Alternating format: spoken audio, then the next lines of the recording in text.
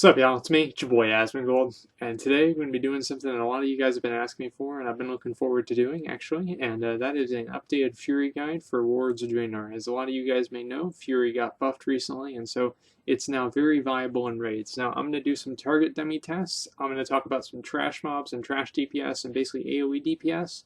Then I'm going to go through a short boss fight, and then we're going to talk about some Simcraft. First thing we're going to look at here is talents, though. Now for talents, the first tier, you either really want to go with Double Time or with Juggernaut for raiding. Warbringer, I think, is more of a PvE or PvP talent, and you really don't want to use that too often. I use Double Time just because of like Kogra and some other fights. I find it more useful. Your Impending Victory should probably be your main choice that you use. I use Second Wind because I'm a lazy piece of shit. Sudden Death is what you should use for your level 45 talent. Furious Strikes also performs very well on Sims, but in reality it's not that good. A level 60 talent for a single target, you should be using Stormbolt, and Stormbolt does a lot of damage even though you still don't have Colossus Smash. You should be using Shockwave if you're doing a challenge mode or something like that where you need to control the ads. And of course Dragon's Roar whenever you're doing a fight with, in my opinion, at least 2 targets. Stormbolt doesn't really do that much more damage than Dragon's Roar on 1 target, so Dragon's Roar is pretty good for, 2 target and more. Vigilance, that's all the 75 talents are really kind of up to you. It just depends on the fight. Avatar, pick Avatar if you suck at the game and you're a fucking idiot. So don't ever pick Avatar, basically, especially if you're doing any sort of raid. Bloodbath is what you should be using for a single target. You should always be using Bloodbath for a single target and maybe even 2 target. Personally, though, if there's more than 1 target in a fight, I usually end up using Bladestorm. The reason for that is Bladestorm does a lot of damage, and I can just sit there and attack, and I don't have to do anything. Siegebreaker, it doesn't fucking matter. I mean, this is another retard talent. You don't really want to use this. Ravager is going to be your go-to pick for if you have very, very shitty gear. So before you get to about 640, you want to go for Ravager on single target. But after 640, go for Anger Management on single target because you're going to be able to actually speed up a lot of your different cooldowns, and it's actually going to make a pretty big difference. I was pretty skeptical, but actually it's worked a lot. Now I have my AOE talents in here right now, and so I'm going to just pretty much run in there. The first thing you want to do for AOE, if you're starting to fight off and the mobs are already there that you need to AOE down, is you want to target your Ravager and start attacking. Usually I pop Recklessness and then I use Bloodthirst. Make sure that you do that so you can get the maximum stacks of, Raging Blow, of course. And another thing that you really want to make sure that you're doing is if you have 1 stack of Raging Blow, burn down your Wild Strikes. And if you have 2 stacks of Raging Blow, burn down one Raging Blow stack and then focus on doing Wild Strikes just to keep your rage down and also to make sure that you don't cap out on rage, which is very important not to do because, again, if you have anger management, it becomes even more important. Also, if you're running with Sudden Death, like you probably should, you should use Sudden Death as soon as it comes up. And the reason for that is Sudden Death can proc off of auto attacks, and it has I was incorrect on this with my, I think it was my ARMS DPS guide. Sudden Death is it scales off of your haste. Basically, it's a RPPM, real procs per minute. And so you really don't want to be wasting any procs. And so as soon as Sudden Death procs, go ahead and use it as soon as you can. Usually I don't even wait for an enrage. Now I'm going to do all of my DPS with single target. This is going to be, I think, a little bit lower. Right there, those are your stat priorities. Mastery will overtake multi-strike once you get very good gear because of the symbiotic relationship between crit and mastery, where crit increases your the amount of time that you're enraged, and mastery increases the amount of damage you do while you're enraged. And so it's a very good good relationship between the two. The main glyph that you really need to have is the Glyph of Endless Rage, and the other 2 glyphs, usually I use either Glyph of Raging Wind, or if I'm in a situation where the ads are a little bit more spread out, I use Glyph of, I think it's like Wind and Thunder or something like that. It basically increases the range of my Whirlwind. The 3rd glyph is mostly up to you. You can use the Heroic Strike glyph if you're a real tryhard and Heroic Leap glyph if you're a real tryhard, but I personally just use the Bull Rush one mostly, and that increases the rage that I generate while I charge. Now, for a single target rotation, again, everything is pretty much the same. You should use Stormbolt once you have basically all of your cooldowns up, and you should try and use it within your Recklessness phase so you can do as much damage with it and have the highest chance for it to proc possible. Now, since this mob is stunnable, Stormbolt doesn't really do all that much damage, as you guys may know. Stormbolt does a lot of extra damage whenever you hit a target that's unstunnable permanently, like a boss or something like that. And so you really want to be using Stormbolt. But in general, for raids, you pretty much, like as I said before, for single target, you want to be using Bloodbath, Stormbolt, and Anger Management. And if you have very shitty gear, Ravager is an acceptable place to acceptable replacement for Anger Management. My gear is 650, as you guys can see, and so I have some pretty good items, but I also have some pretty bad items. And so my gear is definitely not where it should be, and I'm actually very undergeared compared to. I think I'm like one of the shittiest geared people in my entire mythic team. And so hopefully I can make some kind of changes to that. But I did get that trinket, which is really good. Now the first thing we're going to look at here is just some trash DPS and how to handle that. What I make sure that I do is I make sure that I hit an Enrage, and that means so I have the Enrage buff, so I do a Bloodthirst or something like that. And if the Bloodthirst doesn't crit, I just go ahead and use, Berserker Rage, and then I Bladestorm. Make sure that Bladestorm will end before your Enrage goes away, so you always have the increased damage. Another thing that's going to be more important as we get more gear is that to getting 11% haste. Now what 11% haste is going to do is it's going to allow your Bloodthirst to be under a 4 second cooldown. And why is that important? It's very important because at under 4 seconds, that means that you can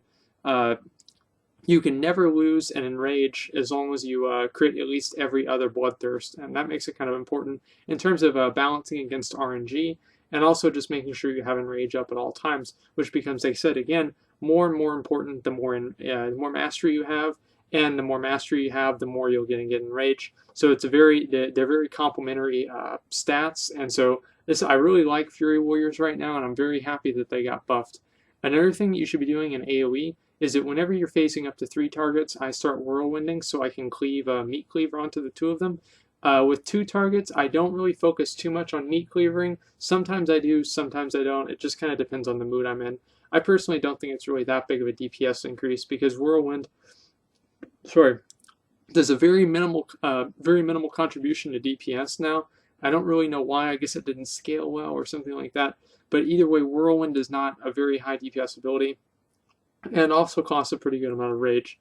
And so you don't really want to have that happen.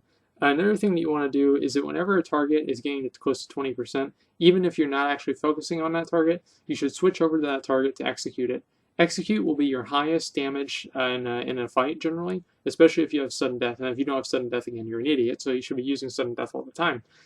Even at 20%, execute will start to really pull ahead, as I said before. Now, sub 20% rotation is mostly the same. You still want to be using your Wild Strike procs. Wild Strike, for the amount of time that it takes to cast it, is actually very high damage. And so if you have a Wild Strike proc, a Blood Surge proc, which again, what that does, if you guys don't know, is it gives you 2 free Wild Strikes. And since Wild Strike costs 45 rage, and it's a 0.75 GCD cast, or it has a GCD of 0.75 seconds, that means that you can get 2 of them in if you spam them within 1 GCD. And Wild Strike on my gear can crit for up to 40k. I think it's like 38k actually. It's like usually the max with just normal buffs. And Execute crits for maybe like 47k. And Execute also does hit for two weapons. But again, you're usually not going to rage cap if you're just doing that. I also like to use no, not Wild Strike, Raging Blow. Raging Blow. I like to also use Raging Blow to prevent capping on it, but I don't use Raging Blow as soon as it comes up. Under 20%, you should be focusing on doing a lot of as many executes as you can, really, just because execute is a very, very strong ability. And at under 20%, you put more rage into it, the more that more rage you have. Above 20%, whenever sudden death procs, you only use the base amount of rage for the execute, and so keep that in mind. Also, another thing is that you should always be trying to Dragon's Roar whenever you have Enrage up. Usually, like your heavy hitting abilities, and so we're talking about, as I talked about before, Bladestorm, and also Dragon's Roar, and what's the other ability? Stormbolt. Stormbolt is another one. You should always make sure you have Enrage up if possible to make sure that you do as much damage. I want to draw attention to what I just did there. I placed a Ravager pretty far away. A lot of people might not really realize this because this is a melee class. You can actually place a Ravager up to 40 yards away, and so make sure that you make use of that because it really helps you out a lot. As you can see there, I just pretty much Wreck Bladestormed with Ravager up. Wreck Bladestorm plus Ravager is probably the strongest burst DPS in the entire game. And so you need to be always doing that whenever you can. This next thing here, I'm going to show you guys, this is a single target fight. And again, I throw down a Ravager, and then I pretty much just start doing my normal rotation. Again, trying not to rage cap. Rage capping is very bad, especially if you have anger management. If you don't have anger management, rage capping is not the worst thing in the world, but it's still pretty bad because you're effectively wasting wild strikes. And as I said before, wild strikes are very useful, especially if you have the rage to cast them. Usually, I would say that most of the time, like, you could use Bladestorm for single target. Like, as you see there, I just use it. I don't even have a cancel.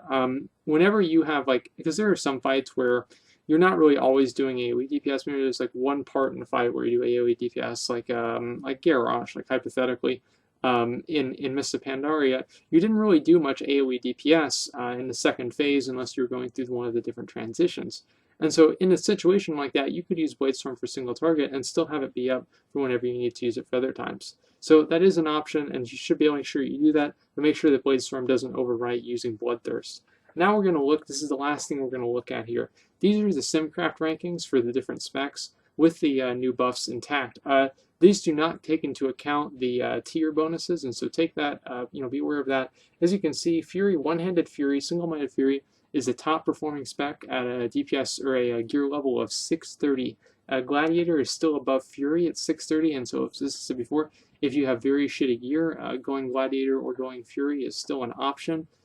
But luckily, or hopefully, you won't have that gear for long, and then you can start moving into Fury. And so now we're going to look at 665 item level, and as you can see, Fury two-handed is just right under single-minded Fury, and Gladiator is behind both of them. As you can also see, warriors in general here have moved up, and I guess like their rank in like the in the pack here, and they're going to move up even more in this next slide with 695.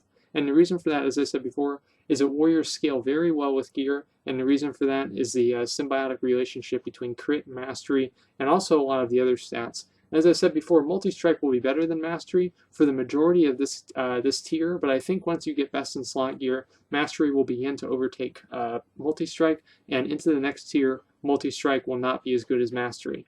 Now at 695, this is the kind of graph that I like to see, and this is I love this. This is I mean, we're not number one, okay, that's all right, but mages, I mean, like I remember, like mages just throwing fucking fireballs everywhere. How the fuck are you gonna beat that? You've just got a stick, okay? But either way, but it makes me even madder because monks, like they should just remove monks. They should just stay with Pandaria, and they should just not even exist. But either way, Warriors two-handed now has overtaken Fury one-handed, and the reason for that, as I said before, because the closer you get to the crit cap, the more important crit becomes. And so that's why Fury two-handed overtook it, because obviously you get more stats through two-handed weapons. And so anyway, guys, there's a lot of things to talk about here, and I'm probably going to make a couple of different videos about, one, the gear that you need to choose, and of course we're going to be doing the maximum DPS guides for all of the different mythic bosses.